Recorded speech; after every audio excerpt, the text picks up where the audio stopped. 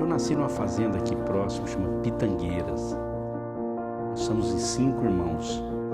Eu fui o caçula, eu fui o último. Minha idade até 14 anos, até 13 anos, foi na zona rural.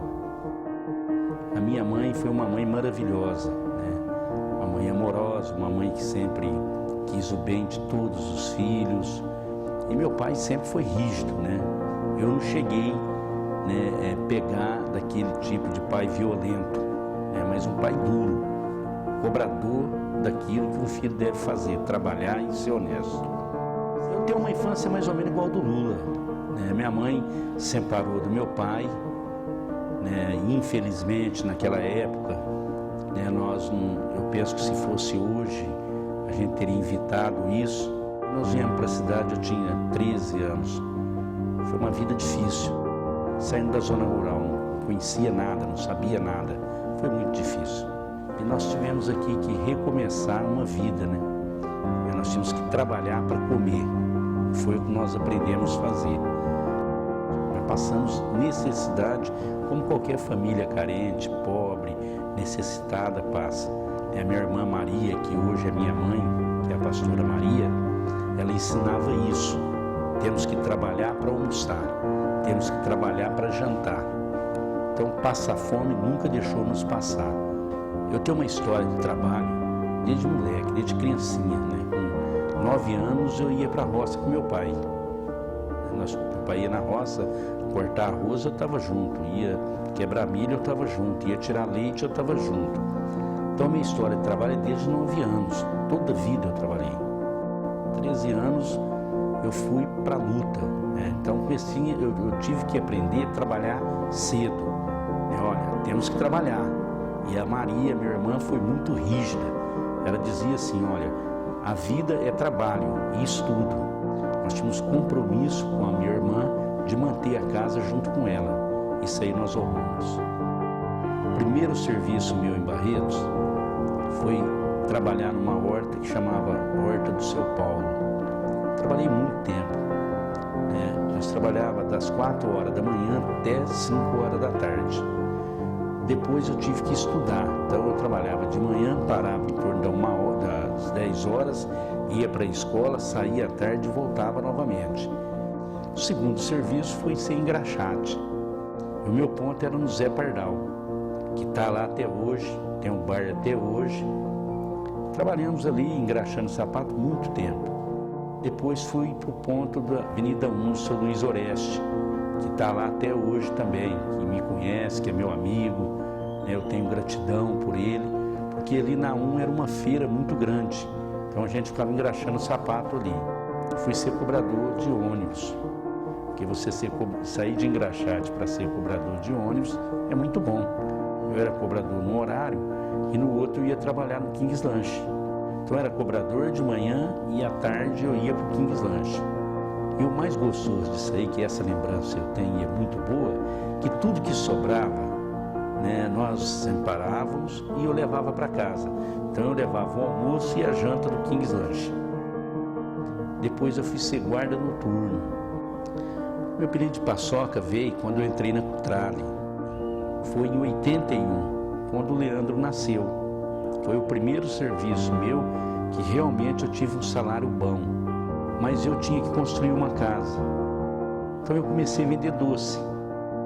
Eu fui lá em Uberaba buscar aquelas paçoquinhas redondas, que falava rolete, né? Então, aquelas paçoquinhas, quem trouxe para Barretos foi eu. Aí pegou o apelido, paçoca, por causa daquela paçoquinha. Eu tenho orgulho da esposa que eu tenho. Levantava 4h30 da manhã para fazer doce, para na hora que eu chegar, estar pronto para mim vender. E sempre foi uma esposa, assim, de dizer o seguinte, olha, estou junto com você, eu quero vencer. E nós fomos vencedor, porque nós fizemos uma casa vendendo doce. E graças a Deus, a casa que nós fizemos foi uma casa onde meus filhos pôde morar, nasceu ali.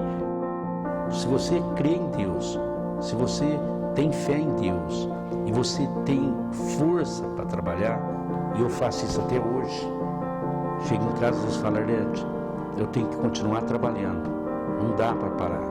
Então sempre eu acreditei que o trabalho é a solução. Nós temos que sempre pensar que dá para repartir com aqueles que não têm. Então isso eu aprendi, né, que nós temos que sempre pensar que sempre dá para ajudar. Aprendi a ter solidariedade humana. O que me levou à vida pública foi porque eu acreditava da seguinte maneira: dá para fazer mais, dá para ajudar o próximo, dá para trabalhar mais, dá para voar mais alto, dá para ajudar aqueles que têm mais necessidade. Morei num bairro que chama Los Angeles, que todo mundo conhece. Nós começamos nesse bairro, havia em torno de 60 casas. Não havia asfalto, não havia água. E eu olhava aquilo e eu dizia o seguinte: olha, isso aqui precisa melhorar. As crianças precisam ter uma escola aqui. Não dá para ficar assim. Então, quando eu entrei na vida pública, que eu comecei a ver que tinha um horizonte maior, e eu vi também que para administrar e para pertencer à vida pública, você precisava só de uma coisa: trabalho, conhecimento e honestidade. Quando eu entrei na Anglo, a primeira conversa que eu tive no refeitório com alguns companheiros que trabalhavam lá, foi o seguinte: olha, vamos mudar o sindicato? Mas mudar para quê? Para melhorar. Para melhorar o quê? Não dá para melhorar. E eu acreditava que dava. Daria para melhorar o salário, daria para fazer convênio médico. E nós fizemos uma lista do que nós podíamos fazer para os funcionários. Mas para isso nós tínhamos que ganhar a eleição do sindicato. Aí eu comecei na vida pública, porque para ganhar o sindicato era uma eleição. E nós fomos disputar a eleição, ganhamos a eleição e graças a Deus, né, quando nós ganhamos a eleição, nós falamos: agora sim, agora nós vamos conseguir dar melhor condições de serviço, vamos dar de trabalho, vamos fazer investimento social. E fizemos o que eu vejo hoje, e a análise que é feita no Estado, o melhor sindicato do país.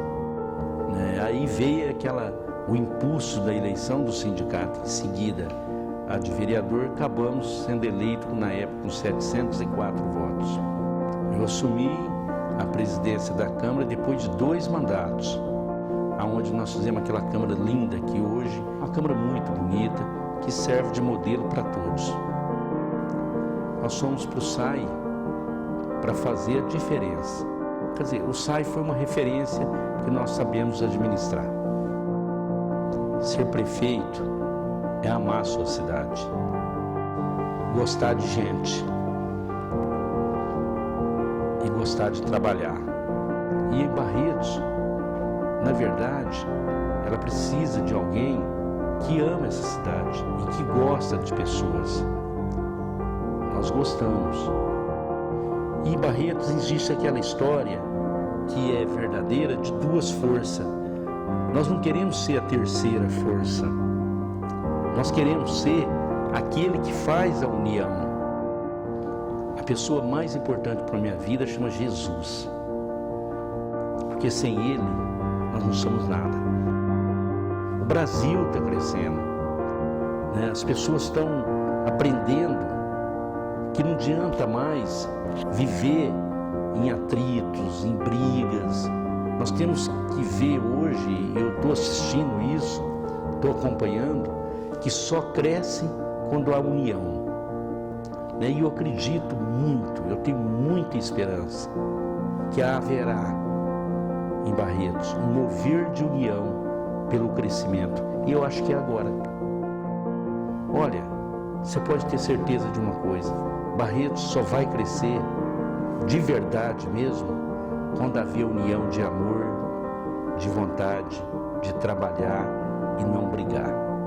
Por isso eu creio que Barretos vai crescer muito, em todos os sentidos. Eu tenho esperança, e a esperança, ela é igual a rosa, ela tem que se abrir. Quando ela se abre, ela fica bonita. Barretos tem lugar ainda que as pessoas não têm o que comer. E nós estamos dando um pouquinho de nós, mas tem muito o que fazer para elas. Por isso elas podem ter certeza que há esperança. Tem que acreditar. E eu acredito que eu vou chegar até elas. Uma diferença, com o poder público na mão, podendo fazer mais.